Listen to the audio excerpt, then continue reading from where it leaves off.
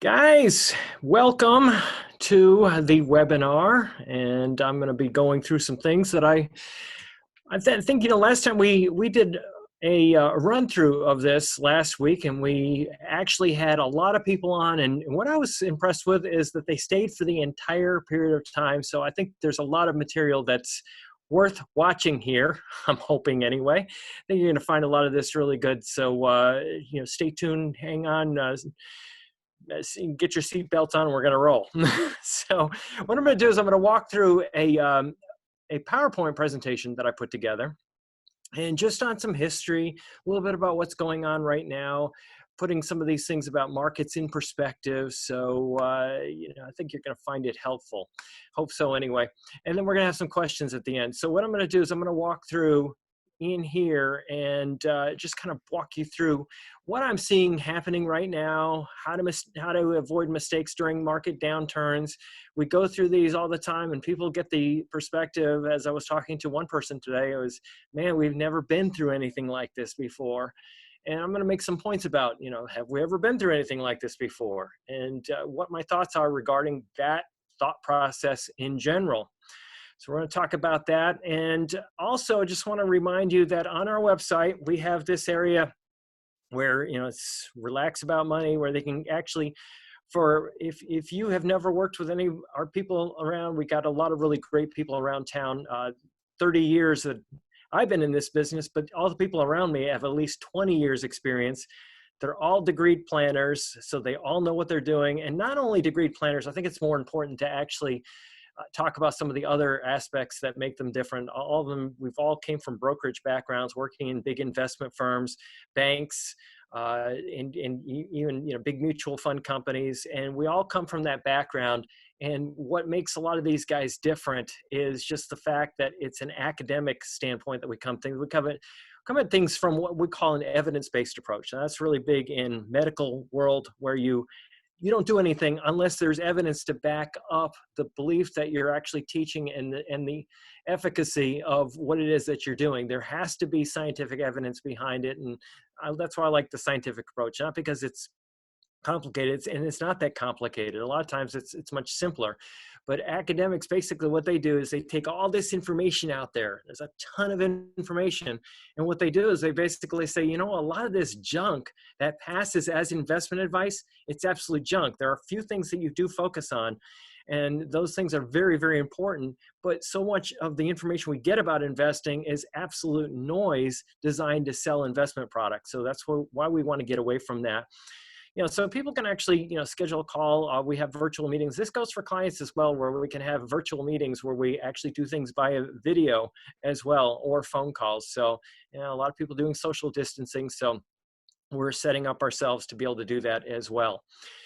The way you do that, you go to the website, you'll notice that you can schedule a call, and you can actually click down, and that's how you set it up. So if you've never met with any of our advisors before and you want to do that, this is the way to do it. All these different offices, so you can choose the office that's near you. Clarksville, Columbia, Cool Springs, downtown. We've got Gallatin, Goodlettsville, Murfreesboro, Mount Juliet, Tullahoma, Clarksville. We got office all over the place. Now, let me jump into the workshop. The meat of the workshop. This is something that I really try to get through to people, and it's that the news moves markets. Constantly new information coming out, and what the stock market, when I say the markets, I'm talking about investors.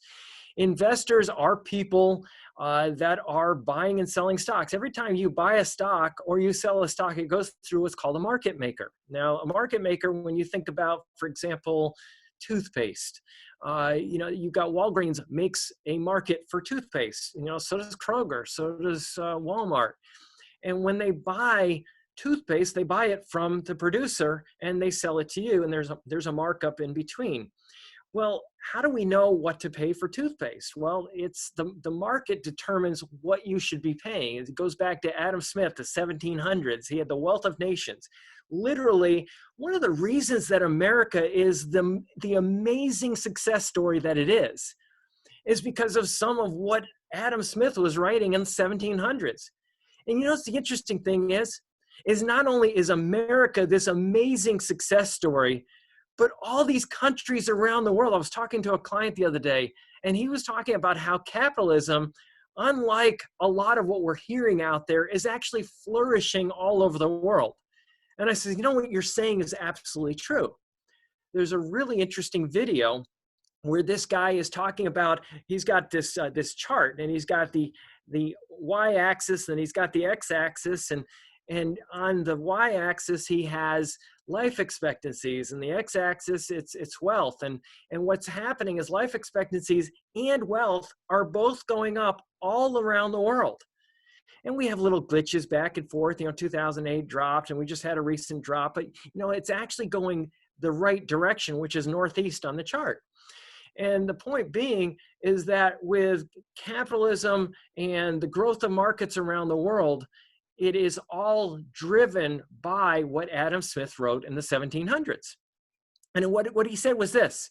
He said, markets are efficient, and they will become more efficient with ease of information, ease of transaction. When we have easy ability to get information, and we can make trades on it. So, I can easily get information on what I should be paying for toothpaste. I can look up a Kroger ad or something like that, and I know what I'm supposed to be paying for it. And if I can make trades easily, I can go down there, I can buy it, and if I don't like the price that they've got it at, I can go next door to Walgreens. Hey, that's ease of transaction. Same thing happens with stock markets. And that's why they are so terribly difficult to predict. So if we look at news, and we see a news item that says coronavirus pandemic alters life as we know it, we go, oh man, we've got new information out here and life is going to be altered. Stock prices will come down with a new headline like that. You don't have to wait for it to happen. It happens, bam, instantaneously. Then you have a positive headline. More than 140 experimental drug treatments and vaccines are in development. Oh my goodness, that's a positive piece of information. And we have a treatment for this thing that has scared us. And then you could have, the stock surge on new signs of that the coronavirus deaths could be slowing. That's positive information. As soon as that information gets out there, stock prices jump based on it. U.S. death toll from coronavirus tops 10,000. A bad piece of information that actually brings things down. German economy, they're looking at reopening, and they're actually talking about that on Monday. That's a positive piece of information. So it's information coming out is what drives stock prices, and you can't get ahead of it. Once that information's out there, everybody knows it. More about that in a second. Now, I'm going to give you some examples of how markets get moved by new information. Now, in October of 1987, October 19th, this is Black Monday, you may remember it's called, the S&P 500 went down 20%, just like that, bam, down. Now, what happened? Well, what happened is brand new information came out, and it was that a tax bill introduction by the House Ways and Means Committee could come out. This is going to come out with a new tax bill, more taxes. Taxes can be actually very difficult for an economy and for businesses because all of a sudden you have introduced a new expense of operating a business, tax.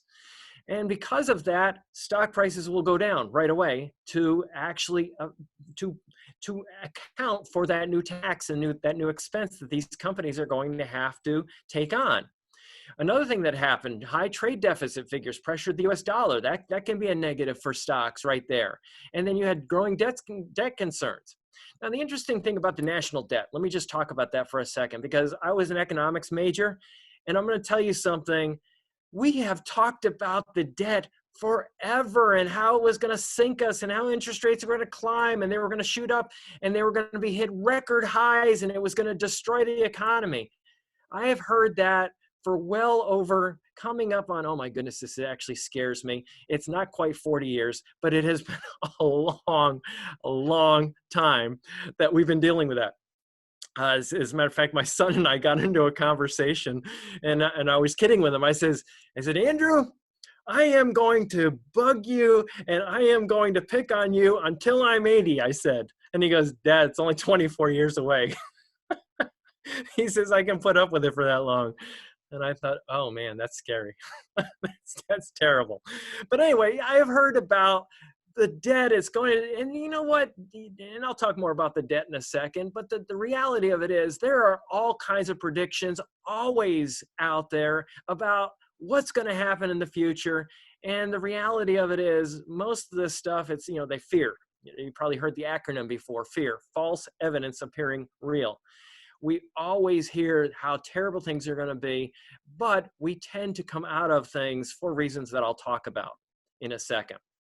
So, and then another headline. In 2008, you had this S&P 500, in this particular case, jumps over 10%. Why? Well, the Treasury is going to give $125 billion to 9 banks to get credit moving. So that was positive information. Now, you had to know that information in order to benefit from that upturn. You had to know before it actually became news. Federal Reserve started buying commercial paper, another piece of positive information right there. March 10th, 2009, we basically had this big market downturn. It was so funny because on March 9th, there was a guy that went on one of the financial shows and he goes, Maria, it's the worst economy. You can't recover from an $8 trillion, $10 billion trillion debt and come out of it. And he was just talking about it's never going to recover. It's never going to recover. Well, you know what? The very next day, the S&P 500 jumps over 6% because Congress approved a big spending bill.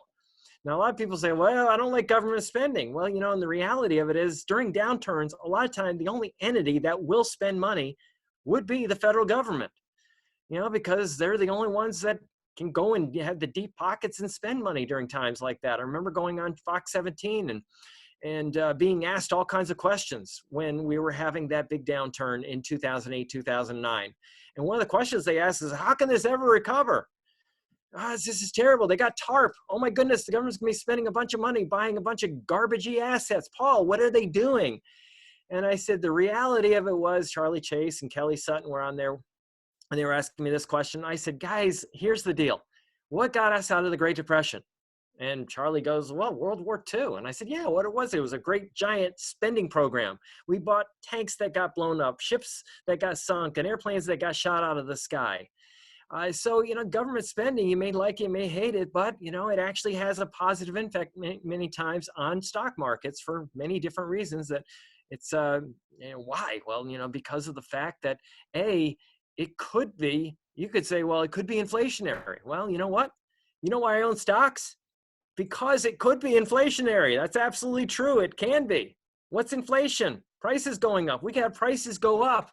If prices go up, then what happens? Earnings have to go up, don't they? Well, what goes up when earnings go up? Stock prices. So, you know, all of this stuff is all related. And another thing that happened a couple days later, March 23rd, S&P goes up 7%. Why? Because Obama unfreezed credit markets. Well, you've got to have credit in order for companies to operate. You've got to have access to cash. And they were frozen, they unfreeze, and of course, stock market jumps. Again, brand new information, driving stocks up. Now, in this particular case, stocks were driven down over 6%. And what happened there? Well, the U.S. government had their bonds and they lost their AAA rating. Now, the funny thing about this particular one, government bonds have very, very high rating. Why? Because they can print money and they can tax. Well, they lost their AAA bond rating. Well, you'd think that government bonds would be sunk by this news. And actually, they went up. It was the opposite. But because people were worried about, again, they're worried about the debt again, and that could affect, you know, people worry about, well, if you got more debt, you know, the government may have this impetus to increase taxes. And if you increase taxes, you could actually increase costs for companies. And you increase costs for companies, it drives profits down, drives stock prices down. It's all related stuff. I mean, you get it. It's complicated, but that's basically what goes on in investors' minds. Well, if that happens, then that could drive stocks down. So stocks went down in anticipation that that could happen. Well, of course, what happened? It didn't happen. You know, the stock market ended up coming back up. The government didn't raise taxes. Actually, taxes ended up going down. Then you got 2020. We're in this year. S&P goes down 11.98%. Now, some people said to me, well, we should have seen this whole thing coming. And I was like, no. It was when all of a sudden this brand new information came out that it was a national emergency that stocks went down.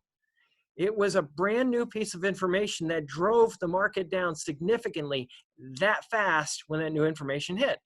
As you remember before that, there were a lot of people out there And this was just recently done in one of the press conferences where this montage was put together, where they were talking about how, this is what they said, this, and this is, they said that this wasn't going to be an issue. It wasn't going to be an issue. It wasn't going to be an issue. It wasn't going to be an issue. And all these people came out and said, here's why it's not coming to America. Well, when it came to America and a national emergency was declared, stocks immediately responded to that information.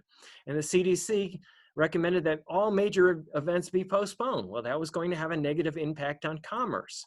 Then you got March 24th. Market jumps 9%. Bam, just like that. Why? Because Trump announced that the US economy was not built to be shut down. He, in essence, made the comment, we are going to do what we've got to do to get this ship righted again and get it moving again. And in essence, that told us kind of what was going on in his mind and what might be coming down the road. Now, again, none of these policies were implemented yet, but the market was responding to what could happen down the road. And it was basically saying that a long shutdown wasn't going to be tolerated. And then the Fed announced the unlimited quantitative easing. Well, that basically told us that we had a lot of money that was going to be going to buying government bonds, which when you buy lots of government bonds, you drive the price of bonds up, but you drive interest rates down. When you drive interest rates down, when people get to the point where they can spend again and when they feel okay spending again, that is exactly what happens. So people will start to jump out there and step out there. They'll refinance their mortgages. When they refinance their mortgages, they've got more spendable money in their pocket. That's the idea. Now, the problem that we run into is we just have this desire, man, I want to figure out where things are going to go so I can get into self-preservation mode. I'm worried about my retirement. I'm worried about that, that what's going to happen. And the problem is that markets move so fast when they move, you can't get in on time when new information comes out. I did a video a little while back where I talked about this. I went back, there was a study from the University of Michigan, and I took from 1963 through 2004. A lot of stuff happened in that period of time. And I said, well, you've got about 15,000 days over that period of time. 15,000 days. And I showed that 96% of the gains of the stock market, 96% of them, that's a lot of the gains, occurred in 0.9% of those trading days. So literally in 100 days, approximately, out of 15,000, 96% of returns actually occurred. Which days? So what that tells you is a lot of the movement in the market, when we watch the market on a day-to-day basis, that's just noise. The market's constantly moving around just based on little pieces of information, noise. Maybe Home Depot comes out with a piece of information and that affects Microsoft's stock price. Why? Because we look at what Home Depot just announced and we go, well, how might that possibly affect Microsoft? So constantly this little noise that's moving the market up and down a little bit, it's just noise. I tell people, don't pay attention to that junk. It's not worth actually paying attention to. Now, here's why it's such a big deal. If we look at the growth of the stock market and we look from in this particular chart from 1970 until now, this sounds crazy, but $1,000 invested in stocks grew to $121,000 if you were just in there the whole time. And you didn't try to figure out which days were better to be in, which days to be out, which months to be in, which months to be out, because it's futile. But if you just stayed in there the whole time, it grew to $121,000. But if you were just unlucky enough to miss the one best day, now your 1,000 only grows to, well, not only, but $108,000. But that's a pretty big difference right there, just missing one day. How about miss the best 5 days?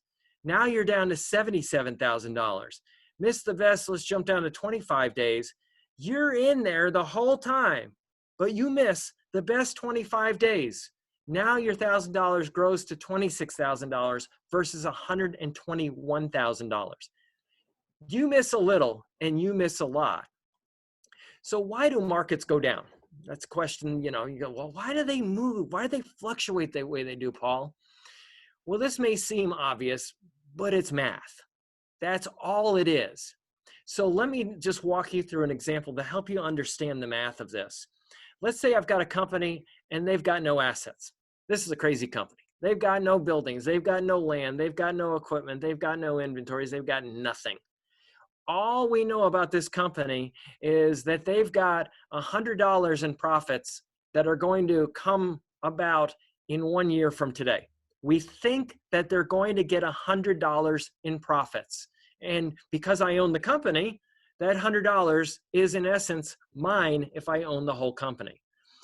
If I want to buy the company, what do I have to pay to get or be eligible to receive that $100 1 year from now?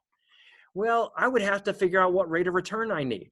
If I need a 10% rate of return in order to take that risk, I would go, oh, gee, what do I need to, well, I'd pay $91 approximately, because 10% of 91 is approximately 9, right? So 91 plus 9 is 100. So I need a $9 gain in my investment to give me my 10% rate of return. Okay, I'm using round numbers here, but you get the idea here. So in essence, that's how it works. When I buy companies, I am buying the rights to their future profits. If the profit looks like, uh-oh, new information, coronavirus, World Trade Center's been hit by a bunch of crazy people with an airplane. Maybe there's been a bombing someplace, or maybe that there is a shock to the economy because interest rates have gone up or taxes have gone up or whatever. Whatever that information is that tells us, oh no, we're not going to get $100 in profits. It's going to be more like 90 bucks. What would happen is I'd say, well, I'd be stupid to go pay $91 for a stock today and only get $90 a year from now. Now, what would I pay? I'd pay $81, $81.82 to be exact, if I needed that same 10% rate of return. That would give me my, so what happened to my stock price? It went from 91 down to 81 because of what? New information that profits would be lower. That simple. Let's say that I think the profit's still going to be 100 bucks, but the risk of it coming in is a little bit higher because there are new things that have happened and we're just not positive we're going to get that level of profits. And now I need a 12% rate of return. 10% is no longer good enough because the risk is higher. Well, what would happen? Well, investors would drop their price that they would pay down to $89 from $91. So in essence, you'd have about a 2% drop, 1.78% to be exact, drop in price just due to the increased risk and the requirement for a higher return. Now, this is crazy. We're not talking about getting a $100 profit 1 year from now and it's over. That's not the way things work, is it? Let's still say we have a company with no assets, just to keep it simple. But let's say that instead of one profit that I'm going to get 1 year from now, I am going to get profits over the next 20 years. Here's the way the math works. If you remember math class, if you tell me I'm going to get $100 a year from now, that is worth more than if I'm going to get $100 2 years from now. And that is worth more than if you tell me I'm going to get $100 profits in 3 years from now. If you told me I was going to get $100 10 years from now, I would not pay nearly as much for that $100 as I would pay for the $100 that's going to come in 1 year from now. So that's time value of money. And that's in essence what we're talking about here. Now, if we take this stream of profits and discount them, as we call it, all the way back to the present, right now, what would I pay for the right to receive $100 over the next 20 years per year? So it's 100 times 20. I would receive $2,000 in profits. A little bit every year I get a little bit of this. What would I pay today for the right to receive that if I need a 10% rate of return? The answer is $936. So I'm going to get $2,000, but I'd only pay $936 for the right to receive that $2,000. So that is another way of looking at this. Now, what if I need a 12% rate of return? Would I pay $936? No way. I'd only pay $837. So I would pay much less if I need a higher rate of return. So, because I'm discounting it more. So I hope that makes some sense to you. So that's a drop of 11%. So that you can see how stock prices can drop quickly because of just an increase in the risk in markets and nothing more than an increase. Now, if you put them both together, an increase in the risk and a drop in the profit levels, you can see why markets fluctuate the way they do. In fact, you can actually look at this chart and see what I'm talking about. This is really good because what I want you to see is here's the movement of the S&P 500. This is the movement, the black line is the movement in the stock market from the 1980s until now. The red line is the movement in the earnings. And what I want you to notice is this. When I buy a company, I am paying for the rights to what? The earnings. Now, I'm also getting the rights to the assets of the company. People forget that. I own that. I own the buildings. I own the equipment, the machinery. I own the inventories. I own all of this stuff. But mainly what I want to own are the rights to the earnings of the company. And you notice that when earnings go down, the price that I get for the stock goes down. When the earnings go up, the price goes up. But you notice it's back and forth and back and forth and an upward slope. Why is it that we always see that it comes back up? We've always seen that it comes back up. Why? Well, you know what? Here's the thing. Companies are no different than you.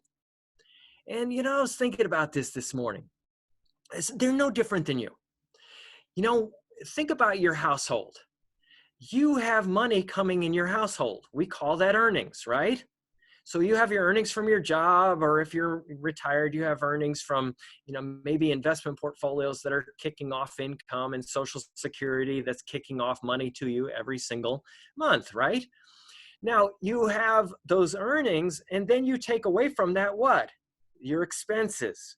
So you have to pay for your heat bill, your light bill, your telephone. You got to pay for your mortgage, and you got to, you know, maybe you have a mortgage, maybe you have to pay for your car insurance, your homeowner's insurance, maybe your Netflix account or whatever. After all those expenses, you have your bottom line, right? And that's your earnings, or that's what you have after all is said and done, after you've paid all those expenses. Now, let's say that all of a sudden your earnings have come down. What are you going to do? Well, you might take a short run hit to your bottom line as a household. But long run, what you're going to do is you're going to go, you know, honey, or if you live by yourself, you know, Rover, if you're hanging out with your dog or whatever, we got to cut expenses. Rover, you're not eating the good dog food anymore. We're going to cut down. We're going to cut back. It's going to be the less good dog food for you for a little while. And you know what? I'll take a hit too. I'm dropping the Netflix account for a while, or I'm going to buy the cheaper toilet paper or whatever.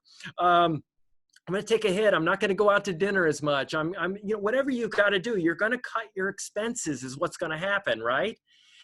In order to make ends meet. Same thing with a company. When all of a sudden sales go down, we're going, we'd love to sell more stuff, but it may not be realistic because we can't open our doggone restaurant right now. They won't let us. But eventually they'll let us open the restaurant up, and we'll be back to normal. But what we're going to do is we're going to cut staffing. Now, there are companies right now as we speak. You've been seeing it, the unemployment numbers coming out. What are they doing? They're cutting expenses. Why? Because you got to get the earnings to go back up. Now, this is the challenging thing, and I want to address that because this is the tough part right here of this workshop. I got Paul, the investment guy here. This is the hat I wear. It's you know, I need a hat because I'm losing my hair, but I've got Paul, the investment guy, basically says, I don't worry about markets going down. Why? Because companies will do what they've got to do to get stock prices back up or get earnings back up, because that's the only reason they exist. They are either going to sell more stuff, and we have seen some really creative things going on. I was reading about this morning, companies actually, one of the companies that True Value, they are actually taking some of this paint machine equipment. And what they're doing is they're rejiggering it to make hand cleaner, which is crazy because people are painting their houses more and they probably need to make more paint. But they're actually rejiggering this thing to actually make hand cleaner. Of course, you heard about GM rejiggering their machinery to make the ventilators, right? And they actually teamed up with another company to do it, which is really interesting. And you have universities that were using their labs for education, and now they're actually going and using it to come up with cures and treatments for the coronavirus. So there's a lot of innovation going on right now. And that's typically what happens. So they're going to do whatever they got to do and whatever they can do to get their actual sales back up. But if they can't get it back up, they're going to reduce expenses. Heard somebody on TV this morning, and I about fell over when he was talking about, he goes, well, you know, when the restaurants come up, you know, maybe they're only going to be able to be half full. So in order to get the restaurants back to profitability, they're going to have to double their prices. And I'm going, no, no, no, no. That is not what restaurants are going to do. They're not going to double their prices because you won't pay it. What they're more likely to do is have lower restaurant staff, and they're going to not only lower the amount of staff, but they're not going to be buying as much food because they're not selling as much food, so they're going to reduce that expense as well. But the reality of it is they're going to do what they've got to do to get back to profitability. And you know what? They're probably going to do more takeout because people are going to be less afraid of takeout, and they're going to be actually going to be getting that going again too. So if you can't get in the restaurant, you can't sit down in the restaurant, they'll figure out something. I don't know, more outdoor dining or whatever. It's the Americans and people in general are so innovative, and it just never ceases to amaze me how people are coming up with ways to actually make it through this period of time. But the point is this, the connection I'm trying to make is that companies figure out any way that they can to make it, just like you do. You're figuring it out a way for your family to survive during these times. Guess what? They are no different than you. Companies are run by people. They're going to do the same thing that you're doing. So that's just something to take away from that. Got companies coming out with 3D printers to make masks and things like that. They're just doing amazing things right now. It's just amazing to watch. Now, the other thing they say, people will say to me is this, I want to buy, and during times like this, people say, oh, Paul, you must be super, super busy. And I'm like, well, actually, we haven't been, because we educate the daylights out of our clients, and we haven't really had nervous people. Maybe they've been nervous and they just haven't told me. I don't know. But I've had more of this. Hey, Paul, I'm thinking about getting in right now. I'm thinking about buying this. And somebody's, people ask me about certain stocks that, and they should know not to ask me about individual stocks, because I think it's a really bad idea. When you're buying single stocks, remember this, you're letting that company use your money. That company doesn't want to pay you any more to use your money than they have to. So in essence, when I buy single stocks, I'm taking tremendous risk, but I don't have a higher expected return as a result of it. But we perceive that we're finding a bargain out there just waiting to be picked up. So an example of that is people say, well, pharmaceutical companies, man, look at that. That should be a great thing to buy right now. Or we should buy stock in a medical company, or I should buy stock in an online meeting company, or airline stocks or whatever. And what we got to realize, maybe I buy a toilet paper company, because people are buying toilet paper. And we got to consider things with this right here. Thinking about, I'm going to buy it, I'm going to find a great bargain that nobody else has picked up on. The reality is, when you buy stock, like I talked about with market makers earlier, you're buying that stock from someone who knows what you do. They know what you do.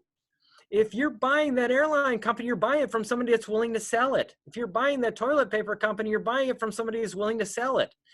This is what's called a secondary market transaction. You're buying it from somebody else that already owns it. And they're going to give up on those earnings forever, and you're going to get them because you're the new owner. One of you is going to be wrong on that transaction. Some of these companies, we talk about the pharmaceutical companies. We ought to buy pharmaceutical companies right now. And one of those companies is going to come out with a breakthrough. Well, you may have to realize that all of these companies may be buoyed to some extent because they may be the one that comes up with a breakthrough. But here's the deal. You got 5 companies out there competing, let's say, and all 5 stocks go up a little because one of them may come out with a breakthrough. But let's say that this company is the one that comes out with a breakthrough. They're the one that benefits. Well, their stock price goes like this, it goes up, and the rest of them will actually drop because they didn't come up with the breakthrough. Got a pretty good shot that you may not own the one that actually comes out with the breakthrough. And, you got, for example, toilet paper companies. You got, March, people are buying toilet paper like it's going out of style for some reason. And you got people that are buying a ton of toilet paper right now. They were buying March toilet paper. I was joking a little while back that they may not use until 2025. You got the airline stocks. People are buying the airline stock. Well, they're going to come through with a bailout, and they're going to go in. They did. They came through with some kind of a bailout, but you got to realize that these airlines, in the future, they're going to be dealing with aircraft that is only partially filled, because you may have social distancing that goes on for a while, and they're flying around with only partially filled aircraft. It may be that in order to get people on the doggone aircraft, that they've got to continually reduce the airfares going forward, which hurts profitability going forward. You may have a situation where these airlines are having, and this is something that's in the news, that they're going to have to pay back loans. Well, they're having to pay back money, and the reality of it is that comes out of their bottom line, hurts profits going forward. So don't necessarily think that you're finding something out there, a bargain, just waiting to pick up that nobody else has seen. Not the way markets work. So you got all this, so the debt loads and things like that. Now, you may say this, well, the market in general is on sale. I need to buy. The market's on sale. And my point is, well, maybe it is, maybe it's not. This is what I'm hearing an awful lot where people want to buy this. Well, the reality of it is that, yes, the biggest market upturns have followed the big downturns. I talked about the University of Michigan thing where I was talking about 15,000 days, and 100 days were responsible for 96% of the gains. So, some of the big gains do occur after downturns, but you gotta be really, really wary of this, because, you could have a V-shaped recovery where the market goes down and it shoots up. You could have a W. It could be, and this is where people get fooled. It goes down, it goes back up, and then it comes down. And then it goes back up, and you're like, oh crud, I bought too soon, and then it goes down, and then you get whipsawed by that. It's hard to judge where the bottom is, and you just don't know, because it's new information constantly coming out that's setting prices. Now, the government can affect that, and we don't really know necessarily until they actually make an announcement, when they're going to make an announcement, what that announcement's going to be, and how it's going to affect things going forward. But, the reality is we have vaccines. We don't know what the timetable is on some of these vaccines and when the treatments are going to be. There's some really cool stuff out there. Quite frankly, I was reading about the one company out of Rochester, I think it was. Fascinating. They're actually looking at an antibody test. And it could be really, really interesting, where they test people and they go, oh, these people have the antibodies. Therefore, they can go back to work. So that's a possibility. Testing kits, companies coming out with testing kits that you can do it in 5 to 10 to 15 minutes, and you can figure out whether you've got anything. Now, some people are demagoguing that and saying it doesn't work, and they're going, no, if you do the test right, it does work. But it's not just one company coming out with test kits. It's a lot of them. And when you get some testing kits that are out there that are really, really simple, it's like that. You can go and test your employees and determine whether they can come back to work. And if they come back to work because they're not contagious, you don't have to worry about that they're going to get anybody sick. You get people back to work that way. Maybe you quarantine certain people, that are more vulnerable people in this society. Those are the people that are quarantined for a while. There are all kinds of innovative ideas coming out right now. Here's one of the things I was thinking about regarding this. We're seeing right now, and you've probably seen this, some states, and this is something that's being talked about right now, opening up some states faster than others. Some countries are actually opening their doors faster than others and getting back to work. Now, you may say that's a really great idea. You may say that's a terrible idea, but I'm just going to posit something. What if the countries that are opening their doors are the ones that end up benefiting greatly because, hey, their doors are open. I need this product. And guess what? They're open for business. Then all of a sudden, other countries that haven't opened their doors are going, whoa, wait a minute. Those guys over there are opening their business and we're not. Maybe we ought to watch this because, and maybe they get a little bit more innovative on how to open safely. I mean, think about that. There's all kinds of implications of what are going on right now. You can look at this and say, my goodness, maybe it's really, a lot of people are saying, well, it's really, really harmful to stay closed for a long time because, look at what happens when people are shut in. You got depression. You've got people that are, my wife and I were talking about this morning. How many people are going through depression? She was talking about suicide rates and things like that. It was really it was a challenging conversation. But I said, you got to realize, you think about it, my goodness, you got people that are shut in, they're depressed. Maybe they're shut in with a bunch of people that they don't like, AKA their family, also known as their family.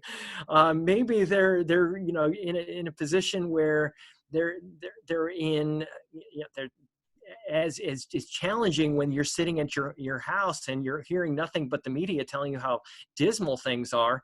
Let's face it, where's a lot of the media coming out of? New York, which is the epicenter. So we're hearing things that may be a lot more negative than maybe they are. That's just something that you think about. But there are countries around the world that are looking at starting to open up, and their prices and their stocks and their markets may recover way quicker than other countries that don't open up. So, those types of things. And bankruptcies can complicate things. You don't know whether, certain companies that you're thinking about buying actually go out of business. The other thing that you got to think about is that you don't want to put money in. If you're thinking about buying on the dip, so to speak, just don't do it with money that you might need in the short run. I'm going to tell you that, yes, during this downturn, there was money I had in the sidelines that came in that I didn't need because I had plenty of cash on the sidelines because I've been a financial planner for over 30 years, and I had lots of cash.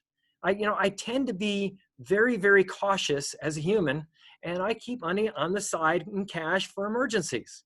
And people often ask me, well, how much should I have in emergencies and for an emergency fund? Well, I often say, well, how big is your emergency? Well, how big is it a possible emergency for you? That's how much money you ought to have in cash. But I always have money in cash. And if I get more in that cash than I need or I think I'm going to need, yes, I do invest. And during this downturn, I didn't worry about whether the market was going to recover. I did put money in my investment account. Now, this is what drives my investment decisions right here. Markowitz, who won the Nobel Prize in economics in 1990, won it for this concept. And he basically, in 1952, wrote his doctoral dissertation saying that here's what we got to do. If we want to maximize expected return for a portfolio that we have, what we got to do is we got to put things together that move in dissimilar fashion. Now, if you ever attended my first workshop, I say bathing suit sales and suntan oil sales, they move together. They're not two good things to have together in a portfolio. But bathing suit sales and winter coat sales, now we got something. And in essence, Markowitz said in 1952, there are areas of the market that do not move with each other. And we look back at like, for example, in 2009, when we had that, in 2008, 2009, we had this big market downturn. And when 2009 came around, it was interesting. Large US stocks did go up. They went up 28%. But emerging markets stocks went up over 99%, like 100%.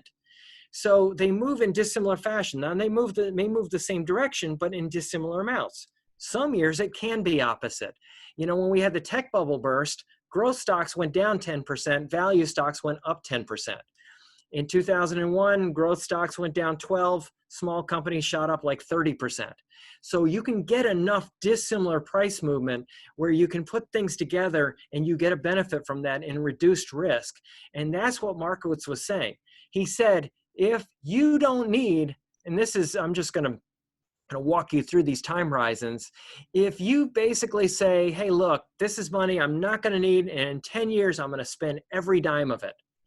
You could put 100% of your money in stocks divided between large and small, and large value and small value, and international large, international small, international large value, small value, emerging markets, all these different asset categories. And basically, if we look all the way through history, going back to the 1930s, so you're looking back at having gone through the Depression, World War II, Korean War, you're looking at the Cuban Missile Crisis, and looking at Vietnam War and oil crisis, and in that one video I talked about how satellite imagery said we are going through an ice age. No doubt about it. We're going through an ice age. And, all the scary garbage we've gone through, for somebody to say, well, we've never been here before. Well, when we went through the Depression, we'd never been there before. When we went through World War II, we'd never been there before. We'd never been seen, basically atomic bombs used in battle before. I mean, that's a brand new deal. We didn't know, we'd never thought about having nuclear weapons right off of our coast, off of Florida in Cuba. We'd never been there before. We had never been through an ice age, a possibility of an ice age. We'd never been through, we're running out of oil in the 1970s. The very thing that we run our entire country off, we're running out of it. We'd never been through that before. That was new territory. So going back through this century and saying, what if I had all my money in stocks? What's the worst thing that ever would have happened? Well, I would have gone 10 years without a return. Could have happened. Is it likely? No. Could it happen? Yes. You always plan based on what could happen. So 100% stock portfolio would be for a longer term investor. 75% stocks right there. The next one down, that's if I might need all my money back in 6 to 9 years. So that's the time horizon for that mix. If I might need it all back in 3 to 5 years, I might go half stocks and half bonds, because that's the worst case I'd ever seen, was a 3 to 5 year period with no return with that asset mix. And then and you notice it swings over here, when I put all my money in bonds, it's actually riskier. It's actually riskier with lower returns. That's why we don't use a 100% bond portfolio. Now, if I put it all in the S&P 500, I just index the portfolio. I got a lower expected return with more risk. It's not a good idea, but that's kind of the rage right now, is doing that kind of thing. Not a good idea, not unless you don't like yourself. So in essence, time horizon drives it. Now, you may be a person that says, I'm physically in retirement right now, Paul. Right now, I'm in retirement. None of these time horizons really matter to me. I'm not going to spend all my money in 10 years or 6 to 9 years or 3 to 5 years. Now we move over to research on what asset mix is good for taking an income. And the answer is anywhere from 50, you can go up to 70, 75% stocks and taking an income. Matter of fact, I did a recent workshop on that particular topic. And I actually used a 75% stock mix, and I used it from the year 2000 until now, using actual client data and actual client returns, and showed how that worked, even with the tech bubble bursting, the financial crisis. You can do that. You can take an income from that portfolio, because what's happening is you're always taking it from whatever happens to have done well. When the stock market's down, we take income from our bonds. When the bond market's not doing as well, but stocks are doing really well, we take our income from stocks. And I teach that as the multiple wells approach to investing and taking income in retirement. But so that's what happens. So you'd be somewhere in this region for a portfolio that you would take an income, somewhere between 50 and 75% stocks. Now, the other thing that we do is this. We want to make sure that we are diversified around the world. I hear people saying, oh, the best days of America are past and blah, blah, blah, and it's terrible and it's awful and all of this stuff. Look, you know what? Countries around the world are copying us. They're copying capitalism because it has lifted people out of poverty. It's lifted people out of the doldrums. It's helped with life expectancy and longevity. It's helped with so many different things and made the standard of living for people around the world better. If we look right now and say, oh my goodness, America's, their best days are past, and I would tell you that this chart begs to differ with you. This blue right here shows you the percentage of companies around the world that are U.S. companies. It works. Getting companies and capitalism and letting the free market work and letting it do its thing has been tremendously good for everybody around the world. And other companies are starting to figure it out, and they're starting to do more and more of it. Matter of fact, we even look at China. Good grief. We look at a dictatorship, and we look at any success. Now, they're not having the greatest success, I would argue, because of dictatorships. But let's just point it out that any success that they have had has been as a result of actually implementing capitalistic processes. They have been making it so that people can run companies and actually make money at running those companies, and are incentivized to make money and actually make those companies successful. Now, I would argue that there are better ways to do it than they're doing it, or they would be a lot bigger part of this chart right here. But in essence, this idea if you look at this, because if you look at China, it's not even in this little grouping right here. It's a little teeny slice. I think that the value of their companies worldwide is like 2 or 3%. It's minor, but we always hear about that, that their success because they have been growing rapidly, but it's because of implementing what we have done for over 200 years in this country. Now, if we look at other companies around the world that we do business with on a regular basis, investing internationally isn't that scary. A lot of you probably do business with Samsung and Taiwan Semiconductor, maybe use their chips, or maybe you have a Toyota car that you drive, or a Volkswagen or a Honda, or maybe you use some pharmaceuticals from Switzerland or something like that. These companies are name brands here in America, but they're not American companies. And the reason that's important is to diversify is because let's just look at this, the 1970s. If you were all US and nothing but US, then you would see that this would have been your return right here, this orange line. Whereas if you had an international approach in your investing, you would have been the blue line on the top. So it would have been a really good idea to own international companies during the 70s. Now, how about the 1980s? Well, it would have really been good at the beginning of the 80s to own US stocks because remember, Reagan came in, people were getting really optimistic. And then things didn't go quite as fast as we were hoping that they would go with some of his tax policies. And we stagnated a little bit. But basically what happened is international came back and people were worried that Japan was going to take over the world. Remember that? Japan was going to take over the world back then. And I got into the investing business and all my contemporaries said, oh, Paul, forget about US stocks. Just put all your clients in international. And who could blame them? Because the 70s looked like that, international. Then the 80s looked like that. And I was one of these guys that if I didn't really get it, I didn't really get it, I was not going to go and start giving people investment advice.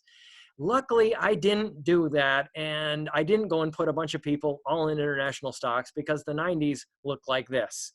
US stocks all the way. Now, a lot of people in the late 90s says, US all the way, tech companies, there it is, this is where it's at. Do that, put all your money in tech companies. Well, that was a really bad idea because the next decade, international trounced US, and this chart doesn't even tell the whole story. Because some areas of international markets value in particular went up 3 to 4-fold, 3 to 4 times during that decade. Whereas US stocks, we called it the dead decade. Then you've got 2010 through 2019, US has done better so far. And, so in essence, a lot of people are, oh, US. I'm like, not so fast. Not so fast, because international stocks are selling for a fraction of what US stocks are selling for right now. Don't get overly zealous about any area of the market. Now, I'm not saying that international is going to trounce US in the next decade. I don't know, but I wouldn't bet against them, and I wouldn't bet against anybody. I mean, I want to own them both, because when you own them both, the red line is what we've gotten historically. The red line is owning both US and international. And what I want you to notice, that there's less volatility than either one of them, but the return is actually up at the higher level of the two of them. You notice that international actually had a higher return. May surprise people. The returns are very similar to US versus international. You notice that on this chart. Very similar long run, but very dissimilar short run, as you'll see in a second. If we look at a well-diversified portfolio, we want to own a lot more than just large and small and international and US. We want to own value and growth, and this would be a 60-40 mix, 60% stocks, 40% fixed income. But this just gives you an idea of how many asset categories I want to own in a portfolio. Now, what I want you to notice is this. If we look at the returns from 1973 through 2019, look at the return of large US stocks, about 10. Look at small US stocks, it's about 12. Microcap, see it's CRIS 910, stands for Center for Research and Securities Prices 9 to 10. So you notice that small companies a couple of percentage points higher. Value, as I would expect, a little higher return than growth. So that light yellow line, the third line is large value versus the first line, which is large US, about a 12% return versus 10% for large US stocks. Value stocks, a little bit over 14. We would expect a higher return for value versus growth. In fact, 83% of the time, small companies have outperformed large. 96% of the time in 20-year periods, this is all 20-year periods I'm quoting here, 96% of the time, value has outperformed growth. So we want to lean a little bit more value, and we tend to lean a little bit more value. International large, not that different from large US. Small international debt, not that different from small US. So if we look at it, none of them are terrible. None of those stock asset categories are horrible. So I look at them going, well, probably should own all of them. And then if we look at fixed income, we would have a little bit lower return for that. And right now it would be even lower because interest rates are so stinking low. But anyway, if we look at that, we see that fixed income, we're not owning those for really high returns. That's not why we own fixed income. Here's why we own fixed income. Let's say if we look at some treasuries, let's say we have all these different asset categories: 1-year treasuries, 5-year government bonds, notes we call them, treasury notes, large US stocks, large value stocks, small companies, micro cap companies, large international, and small international is all on the far right. So let's say that I'm in retirement and I'm taking an income. Now I look at these as wells in the backyard of my house. And I'm going to go, well, which well in 1970 has the highest water level that I should pull my income off of? Well, the answer would be 5-year treasury notes. They went up 16, 17%, where a lot of stock asset categories actually went down. So that's where I draw the income from. Did it repeat the next year? Was it the best thing going forward? No. The next year, actually, international small companies went up 68%. That's where I take my income. How about the next year? Did it repeat? Well, as a matter of fact, it did. But did it repeat the year after that? Good grief, no. Look at stocks all the way across the board. Pretty bad returns. That was pre-oil crisis, and we got the oil embargoes. We had a lot of scary stuff going on.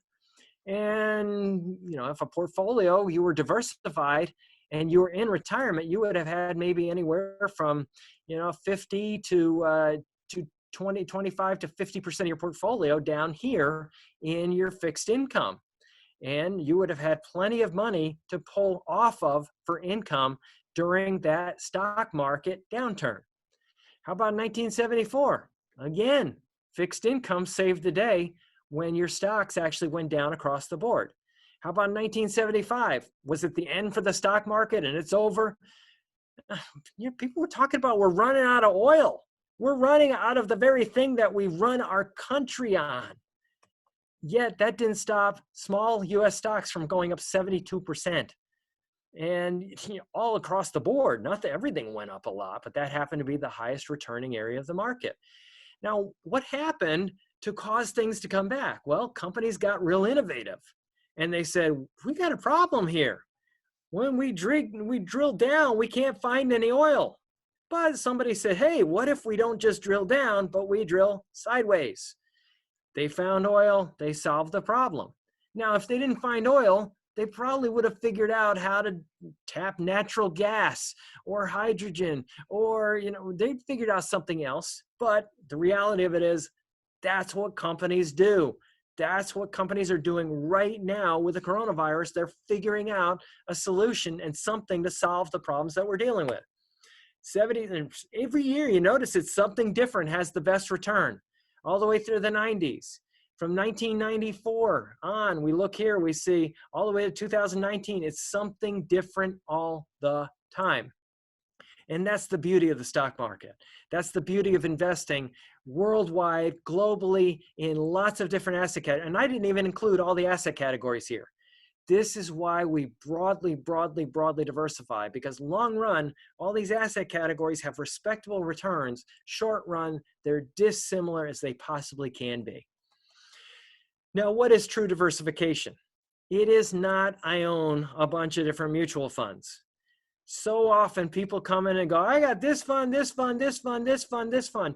It's not unusual for target date funds to own 20, 30 different mutual funds. People come in with these target date funds. I got 30 different mutual funds in my investment portfolio. And I'm going, so do you have investments that tend to move in dissimilar fashion? I don't know. Well, typically not.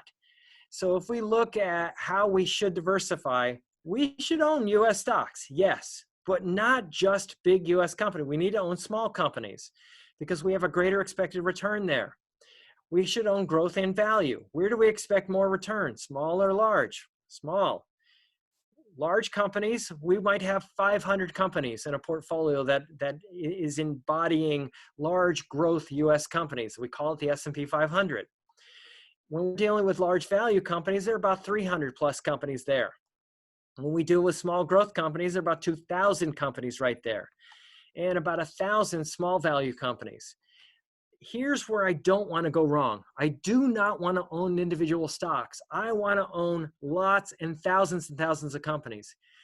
If I want to get diversified in 500 companies and I want to keep my costs down, I buy in what's called a round lot, which is 100 share units. So I got 500 companies and I buy 100 share units of those 500 companies to keep my trading costs down. And let's say the average price per share is 50 bucks. I have to have $2.5 million just to get diversified in this area. So what I want to do is I want to own mutual funds so I can commingle my investments with other investors in order to get that level of diversification. Because I need to own over 2,000 of these guys and 1,000 of these guys and over 300 of these guys right here. Now in international stocks, you have even more because you got more countries. You got 1,400 large international growth companies, large growth companies.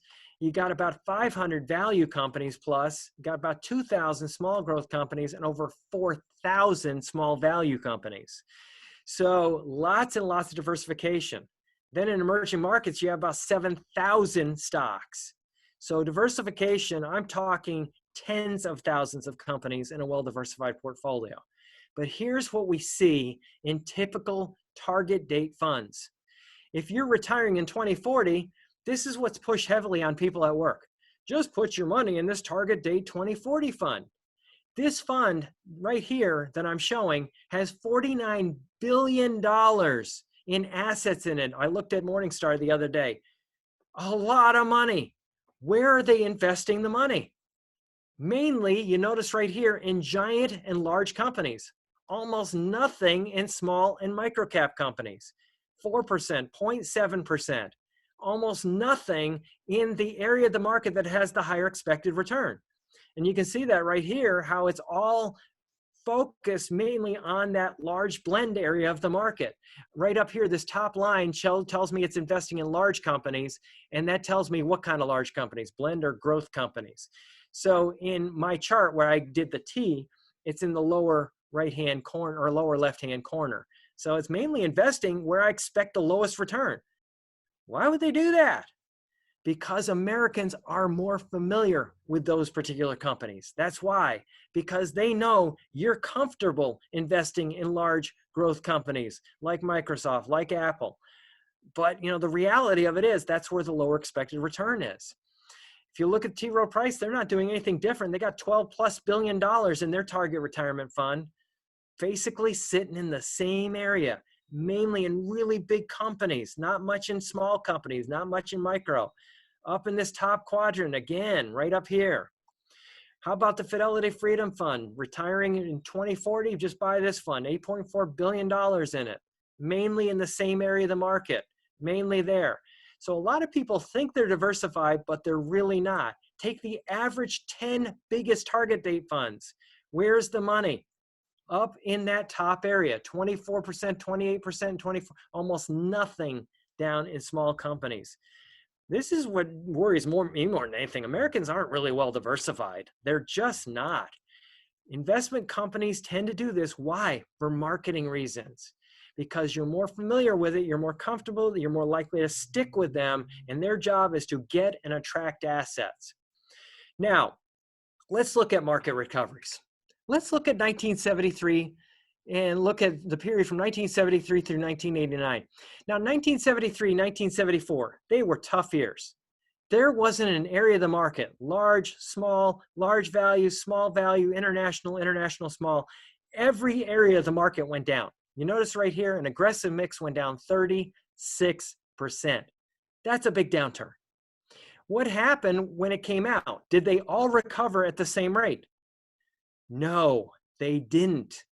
Notice this blue line, international small, that did better than everything coming out of it. Better than everything. So if I didn't own it, I didn't experience the level of recovery. Dark line, black line, that's large US. So when the recovery occurred, if I had all my money, like people do right now, like a lot of people mainly have most of their money in large US stocks, if I had that, I would have gone up. I would have had some recovery, but not nearly many other areas in the market.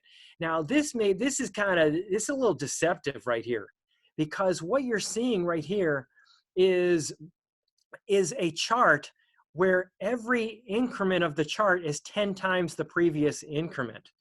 So you're actually seeing it's hyperbolic, it's 10 times this. So this difference between here and here is huge in difference in accumulation during a recovery. Now that this right here, what you're looking at is an aggressive mix from 2000 through 2002. They both went down a similar amount right here. You notice everything went down. And this happens a lot in markets. When you have market downturns, a lot of times every area of the market will go down together. And I use this example in a workshop that I taught recently. It's like we go to this party, and I don't know anybody at the party. I don't know a soul there. And I walk in, I don't know if somebody's an axe murderer or if somebody's, got coronavirus or whatever. I don't know who. But what I do is I walk in and I don't know who to trust. Little by little, I start to mingle around and I figure out who I can trust, who's decent, who's nice, who's not a narcissist or whatever. And what happens is when I figure out who I can trust, then I go, okay, I can hang out with that person. Same thing happens in stock markets. When we have something that affects the economy, like coronavirus, we don't know what the economy is going to look like coming out of this whole mess. I don't know who the winners are going to be, who the losers are going to be, because I really don't know what to expect going forward. So what happens is that as information starts to become available on what's going to happen, we figure out who the winner is going to be. And when the recovery occurs, we figure out, oh my goodness, these guys ended up being the winner. These guys didn't end up being the winner from that 2000 through 2002 downturn. These guys ended up being the winner in a big way. So in essence, what happens is that new information comes out, it gets digested, and we figure out who the winners are going forward. You better own them all, because you don't. Boy, if I'd known, I would have just put all my money here. Forget having any money there. I would have put it all right there. I should have put it all in international small and not put a dime in large US during this particular time. How about this downturn, 2008, 2009? Boy, that was a rough one. 45% negative return during that period of time. Now, did they all recover at the same rate? No. In this particular case, notice large US did better. And, small US companies did pretty well as well. So if you look at this, you go, wow, I really, I'm glad I own that. Glad I had some of it, even though in the previous recoveries, they didn't do as well. So that is why another reason, a screaming reason, to diversify your investment portfolios. Now, what do I do if I already panicked and I got out and I sold, during the market downturn? My advice is look at your time horizon. If you've got a longer time horizon, I would make sure that you're back in markets and make sure that your asset mix fits your time horizon. If that money isn't needed in the next year, look at when it is going to be needed. If it's needed in 3 to 5 years or 6 to 9 years or 10 plus years, look at that chart that I showed earlier and set your asset mix based on that period of time. And invest based on that frontier that I talked about earlier. Question I get a lot of times is, well, what should I do right now? Well, nothing. If you're diversified properly, your portfolio is put together properly, and it's being rebalanced, that's something that we do automatically with our clients. It's automatically done that particular way. Nothing. You don't need to do anything because everything is being rebalanced. And what I mean by rebalancing is if I'm supposed to have half my money in stocks and half in bonds, and all of a sudden stocks have done poorly and now they're only taking up 40% of my portfolio and bonds are taking up 60%, then what am I going to do? I'm going to do the opposite of what my instincts tell me to do. My instincts tell me, get out of Dodge. Stocks have gone down. I'm going to go, no, it's out of balance. I'm going to sell some of my bonds. I'm going to buy stocks and bring it back into balance, because the golden rule of investing is buy low, sell high. So I'm going to do what I'm logically supposed to do, even though it's kind of counterintuitive from an instinctive standpoint. I want to run from pain. I want to go toward pleasure and run from pain. Now, if you, let's say you've got an investment manager that's not us, because it's not, you're not going to see it from us. But if you see big trades taking place, they're rebounds, they're changing this, they're moving this around, they're selling this area of the market, they're buying that area of the market, beware. That tells you that they're using what's called tactical asset allocation, which is a form of market timing. Beware. And, don't let somebody talk you into making changes till things get better, because markets move too darn fast. When they recover, bam, it's just like this. When you're sitting on the sidelines and you're just sitting, and when news comes out that's positive, as you saw, markets jump up and it's too late to do anything about it. And by all means, don't put stock in people's predictions. If somebody says, well, we think this is what's going to happen, we think the market has overreacted to the recent information. They've underreacted to the new information. They're underreacting to the benefits of testing. They're overreacting to the benefits of testing. They blah, blah, blah, blah, blah, blah, blah, blah, blah. I don't care what they're predicting. They don't know what's going to happen in the future. They can't know. The future isn't theirs. God knows the future and he ain't telling. Don't try to figure out what's going to happen next. Nobody knows. And here's the beauty of the stock market. It's really good at taking all of the things that are possible and digesting it and making it so that pricing is about right based on all knowable and predictable information. Only new information affects stock pricing. And the beauty of it is you don't have to do any of that junk to be a successful investor. It's, in fact, trying is a loser's game. And if you're not sure what to do and you're not a client of ours, take us up on a free 30-minute, we have it listed on the website as a 15-minute phone consultation. We found people are going over and we're fine with that. Just set up a consultation with any of our offices and talk to us about this. We can also do web meetings. And we've been doing a lot of that recently. And you can download the recipe for relaxing about money on the website. You just go there and check that out. It goes through my history, and you can just see where my philosophy about investing came from. I was a broker for many years, and we all came from that background. And why we came to the conclusion that a lot of the junk out there you learn about investing is just simply garbage trying to get you to buy stuff. And I love what one of my people said the other day. She was a securities attorney for a major investment firm, and she says, some of the stuff that people are selling right now, fixed investments and fixed assets and annuities and all this stuff. She says, when people are scared, it's like shooting fish in a barrel to offer that stuff to them. She says, but it's just not that great for the fish. I said, that's kind of funny, actually, but that's so true. It's not so great for you, but you know what? It sells products, and you just got to make sure that you're not the fish in the barrel being shot at. So you go to the website, Relax About Money, and that's where you go. Information. You can also go to this area up here, the videos. We got all kinds of videos. And the podcast, make sure you download our podcast. It's updated first thing on Monday, after the show on Saturday. And then, the website has just a lot of information right there for you to check out, all the various areas. So, one of the things that I want to just open it up is if there are any questions that anybody has. If you guys been getting any questions, Chad, Michael? Blank, nothing, no questions? All right.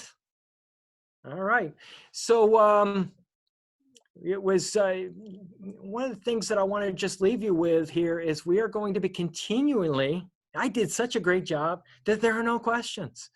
I think what I did is during the course of the workshop, last time we had a bunch of questions and I tried to answer most of the questions that people had in the course of the workshop. So one of the things that I just want to encourage you to do is, download videos, check out those videos, subscribe to it. and we'll let you know if you go to our Facebook page and like the Facebook page. We will let you know what those new videos are as they come out. And the other thing that we're doing as well is I'm also in the process of writing a book on financial planning. And you can actually download the chapters on that book as they write them. It just incentivizes me to write the doggone book. I just wrote a book about, or wrote a chapter about emergency funds and what you need to know about emergency funds. So you can check that out as well. And guys, have a great day and hope you enjoyed today's workshop.